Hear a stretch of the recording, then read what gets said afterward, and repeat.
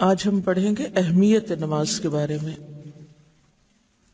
رسول اللہ صلی اللہ علیہ وسلم نے ارشاد فرمایا، ان اول ما يحاسب الناس یوم القیامت من اعمالهم الصلاۃ، بے شک قیامت کے دن لوگوں کے اعمال میں سے سب سے پہلے نماز ہی کا حساب ہوگا۔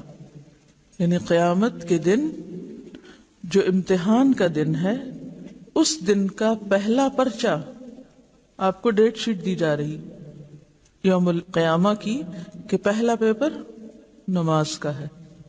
حل تو آپ نے یہاں کرنا ہے، لیکن سب سے پہلے اس کا رزلٹ آپ کے سامنے رکھا جائے گا۔ وہ صحیفہ کھول کے بتا دیا جائے گا کہ یہ آپ دیکھیے کیا کر کے آئے ہیں۔ صرف اس بات کا امتحان نہیں کہ آپ نے کتنی نمازیں پڑھی، بلکہ اس بات کا امتحان بھی کہ کب پڑھی، وقت کے اندر پڑھی یا تاخیر کر کے پڑھی یا قضا کر کے پڑھی، یا پھر یہ کہ سنت کے مطابق پڑھی، یا پھر صرف نماز کو بطور نماز ہی لیا۔ تو اول ما یحاسب الناس یوم القیامہ من اعمالهم الصلاۃ، تو پہلا حساب نماز کا ہے۔ حضرت ابن مسعود رضی اللہ تعالی عنہ فرماتے ہیں، میں نے رسول اللہ صلی اللہ علیہ وسلم سے سوال کیا کہ اللہ تعالیٰ کو کون سا عمل زیادہ محبوب ہے، اللہ تعالیٰ کیا پسند کرتے ہیں اور سب سے زیادہ کیا پسند ہے۔ ذرا غور کیجئے اس سوال پر۔ کبھی آپ کے دل میں ایسا سوال آیا کہ میں جانوں، مجھے پتہ چل جائے کہ میرے رب کو سب سے زیادہ اچھی کیا چیز لگتی؟ یہ سوال وہی کر سکتا ہے، یا اسی دل میں اٹھ سکتا ہے جس دل میں رب کی محبت ہو، کیونکہ انسان جس سے محبت کرتا ہے اسی کی پسند و ناپسند جاننے کے بارے میں شوقین ہوتا ہے۔ آپ کسی انسان سے محبت کرتے ہیں تو آپ ہمیشہ یہ جاننا چاہیں گے کہ اس کو کیا پسند ہے، کھانے میں کیا پسند ہے، پہننے میں کیا پسند ہے، کون سی چیز زیادہ اچھی لگتی۔ تو اگر آپ کو واقعی اللہ سے محبت ہے اور آپ کے دل میں یہ تڑپ ہے کہ آپ اپنے رب کو راضی کر سکیں، اسے خوش کر سکیں، تو یقیناً آپ پوچھیں گے کہ سب سے اچھا عمل کون سا ہے جو اللہ تعالیٰ کو محبوب ہو۔ آپ نے فرمایا، وقت پر نماز پڑھنا۔ میں نے کہا پھر کون سا؟ آپ نے فرمایا، ماں باپ کے ساتھ نیک سلوک کرنا۔ میں نے کہا پھر کون سا؟ آپ نے فرمایا، اللہ کے راستے میں جہاد کرنا۔ تو گویا حقوق اللہ میں سے سب سے بڑھ کر جو چیز اللہ تعالیٰ کو محبوب ہے وہ نماز ہے، اور بندوں کے حقوق میں سے سب سے بہترین عمل ماں باپ کے ساتھ اچھا سلوک۔ رسول اللہ صلی اللہ علیہ وسلم نے فرمایا، نماز کے بارے میں اللہ سے ڈرو، نماز کے بارے میں اللہ سے ڈرو، نماز کے بارے میں اللہ سے ڈرو۔ ایک ہی بات 3 بار فرمائی۔ کیوں؟ کہ اگر کسی نے ایک بار نہیں سنی تو دوسری بار سن لے، اگر کسی نے دوسری بار بھی نہیں سمجھی تو تیسری بار سمجھ جائے۔ ایک ہی بات کا بار بار تکرار کیا سکھاتا ہے ہم کو؟ کہ ہم اس بات کو اہمیت دے۔ کیا معنی ہے نماز کے بارے میں اللہ سے ڈرو؟ کہ قیامت کے دن جب اس کے بارے میں حساب ہوگا یا پوچھ ہوگی تو حساب سخت ہوگا، تمہیں جواب دینا ہوگا، تمہاری پوچھ ہوگی، پھر کیا جواب دو گے کہ کیسی نمازیں پڑھی تھی؟ ایک اور حدیث میں آتا ہے، آدمی اور شرک کے درمیان نماز ہی حائل ہے۔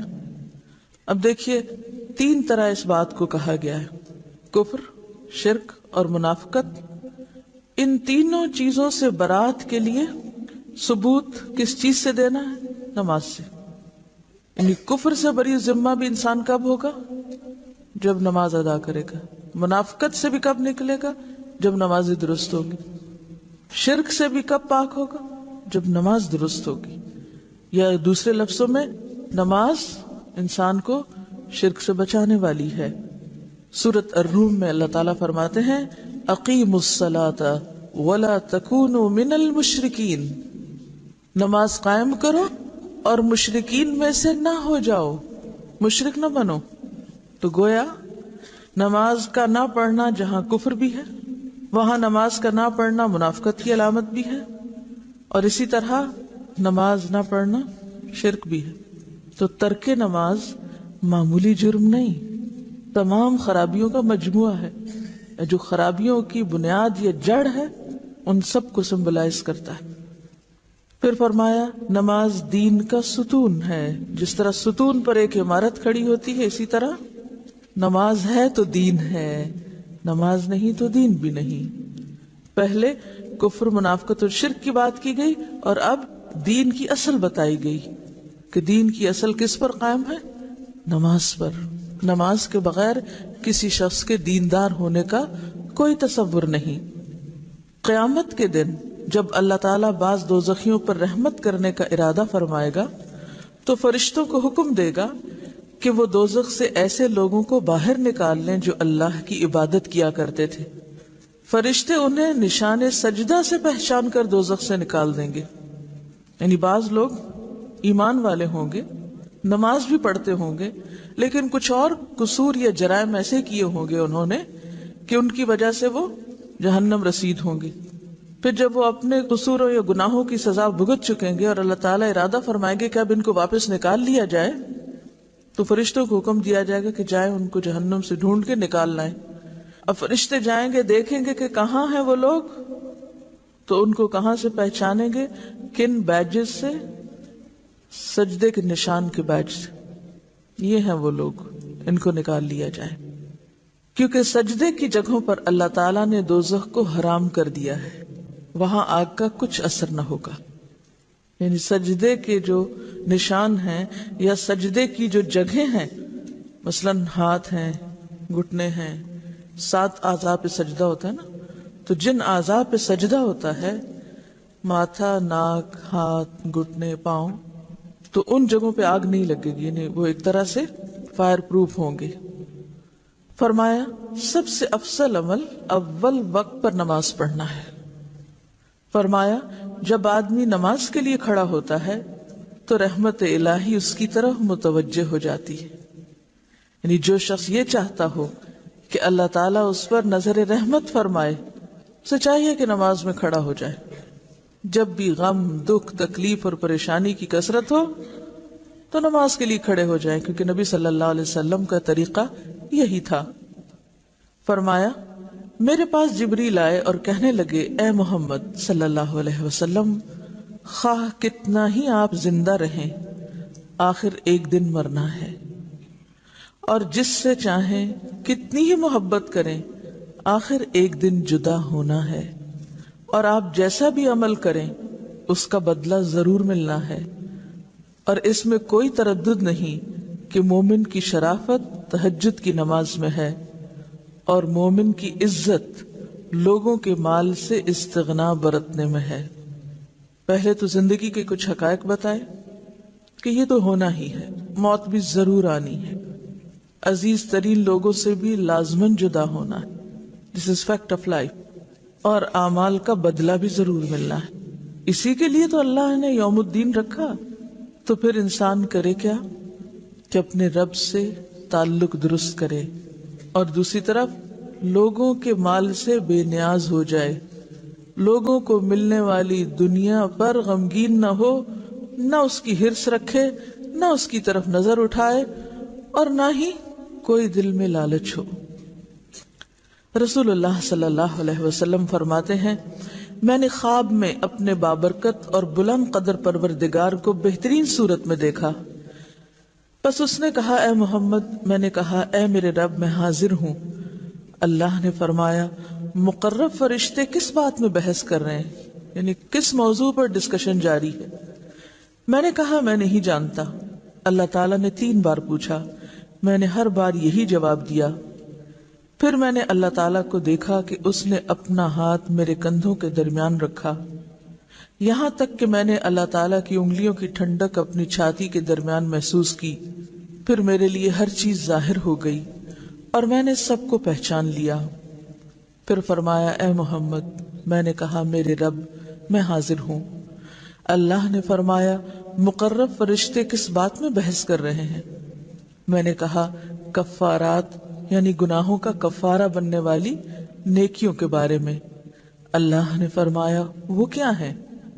میں نے کہا نماز با جماعت کے لیے پیدل چل کر جانا اور نماز کے بعد مسجدوں میں بیٹھنا، یعنی صرف نماز پڑھ کے نکل نہیں جانا بلکہ کچھ دیر بیٹھ کر اللہ کا ذکر کرنا یا اس روحانیت کو محسوس کرنا اور اپنے اندر جذب کرنا، اور مشقت یعنی سردی یا بیماری کے وقت پورا وضو کرنا۔ جیسے سردی کے موسم میں آپ صلی اللہ علیہ وسلم کے زمانے میں کوئی گیزر نہیں تھے، کوئی سوئی گیس نہیں تھی، کوئی الیکٹرک ہیٹرز، الیکٹرک کیٹلز کچھ بھی نہیں ہوتی تھی، تو لوگ ٹف لائف کے عادی تھے یا ایک مجاہدانہ زندگی بسر کرتے تھے اور ٹھنڈے پانی سے بھی بخوشی وضو کر لیتے تھے۔ تو گناہوں کا کفارہ کن چیزوں سے ہوتا ہے؟ بیماری یا سردی کے وقت پورا وضو کرنا، خوش دلی سے کرنا۔ جب آپ ایسا وضو کر رہے ہوں تو اس وقت سیلف پٹی سے نکلیں، خود کو مظلوم نہ سمجھیں، آنکھوں میں آنسو نہ ہو، بلکہ کیا سوچ کے کریں کہ اس سے میرے گناہ جھڑ رہے ہیں۔ اللہ تعالیٰ نے فرمایا اور کس چیز میں بحث کر رہے ہیں؟ میں نے کہا درجات کی بلندی کے بارے میں کہ درجے کس سے بلند ہوتے ہیں۔ اللہ نے پوچھا وہ کن چیزوں میں ہے؟ میں نے کہا لوگوں کو کھانا کھلانے، نرم بات کرنے اور رات کو نماز پڑھنے میں۔ یعنی انسان اوپر کے درجوں پہ کیسے جاتا ہے؟ لوگوں کو کھانا کھلانے سے، نرمی سے بات کرنے سے، اور رات کی نماز سے مراد تہجد کی نماز ہے، اور رات کو نماز پڑھنے میں جب لوگ سو رہے ہوں۔ اب اگر آپ یہ 3 کام کر لیں تو 3 درجے اوپر چلے جائیں گے۔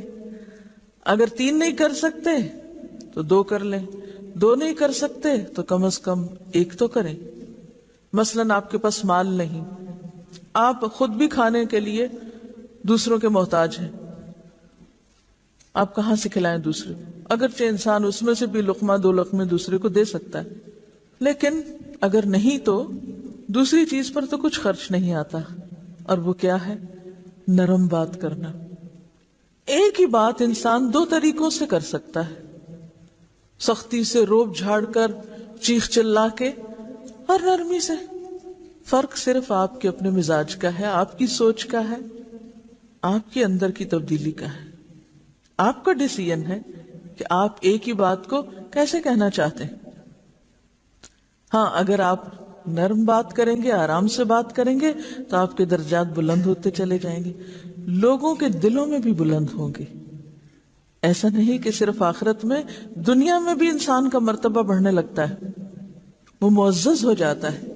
اور اگر آپ مجبور ہیں اپنی عادت سے کہ 20-30 سال میں اب اتنی پکی ہو چکی ہے کہ بازی نہیں آ رہے کوشش کے باوجود، تو پھر راتوں کی نماز شروع کریں۔ کہیں تو آگے بڑھنے کی کوئی عملی کوشش ہونی ہی چاہیے، صرف آرزوؤں اور تمناؤں سے بات نہیں بنے گی کہ صرف ہم سوچتے ہی رہ جائیں اور کریں کچھ نہ۔ پھر اللہ تعالیٰ نے فرمایا اپنے لیے جو چاہو دعا کرو۔ رسول اللہ صلی اللہ علیہ وسلم نے فرمایا کہ پھر میں نے یہ دعا کی، اللہم انی اسألک فعل الخیرات وترک المنکرات وحب المساکین وان تغفر لی وترحمنی واذا اردت فتنة فی قوم فتوفنی غیر مفتون واسألک حبک وحب من یحبک وحب عمل یقرب الی حبک۔ اے اللہ، میں تجھ سے سوال کرتا ہوں نیکیوں کے کرنے کا اور برائیوں کے چھوڑنے کا اور مسکینوں کے ساتھ محبت کرنے کا، اور یہ کہ تو مجھے بخش دے اور مجھ پر رحم کر، اور اگر تیرا کسی قوم کو آزمائش میں ڈالنے کا ارادہ ہو تو مجھے آزمائش سے بچا کر موت دے دینا، اور میں تجھ سے تیری اور ہر اس شخص کی محبت مانگتا ہوں جو تجھ سے محبت کرتا ہے، اور میں تجھ سے وہ عمل کرنے کی توفیق مانگتا ہوں جو مجھے تیری محبت کے قریب کر دے۔ نبی اکرم صلی اللہ علیہ وسلم نے فرمایا، میرا یہ خواب حق